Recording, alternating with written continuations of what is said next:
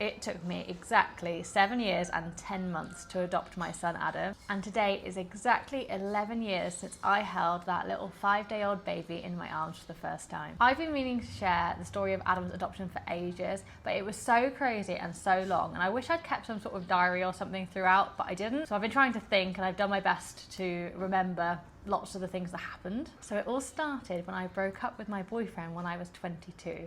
I was in my third and last year of uni, studying to become a primary school teacher, and we had planned to go travelling in the summer, but then we broke up. I wasn't going to spend the summer moping around, and I had a big sort of like strong independent woman moment, and I very spontaneously booked to go and climb Mount Kilimanjaro in Tanzania. I thought I'd tick something else off my bucket list whilst I was out there and do some volunteering too. I actually initially booked to go and volunteer in Malawi, but I last minute changed my mind and decided to go to Uganda, and I didn't really have any like big reasoning for that, and it's just so funny how life turns out, because if I hadn't, then I wouldn't have my family that I do today. So in August 2014, after climbing Kili solo and then travelling in Tanzania with my friend, I then headed to Uganda for a 2-month volunteering stint in an orphanage. For the first couple of weeks, I was just learning and seeing how things worked, watching the mamas and how they were with the children, and I was also asked to help look after 2 toddlers that were poorly, and I looked after them in town because they had to go there for hospital.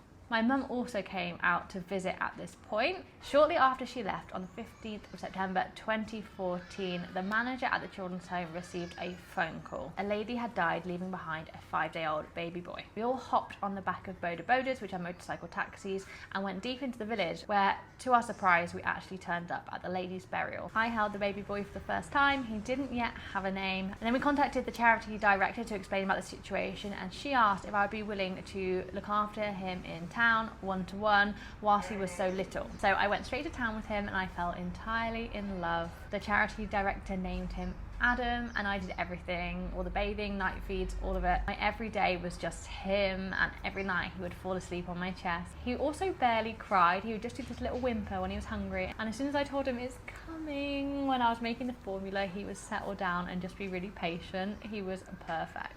We moved back to the children's home after a month, and I ended up extending my stay. So what was supposed to be 2 months volunteering ended up being 7. Back at the children's home, I was still involved with and loved all the children, but there was just something very different about my bond with Adam. I knew then I didn't ever want to leave him, but I just didn't see an option. So in April 2015, I left Uganda. I was going to be a bridesmaid at my friend's wedding. Adam and a couple of the other kids came along to the airport with me to say goodbye. Obviously, he had no idea what was going on. I was devastated, but I knew that it wasn't realistic to stay in Uganda and volunteer forever.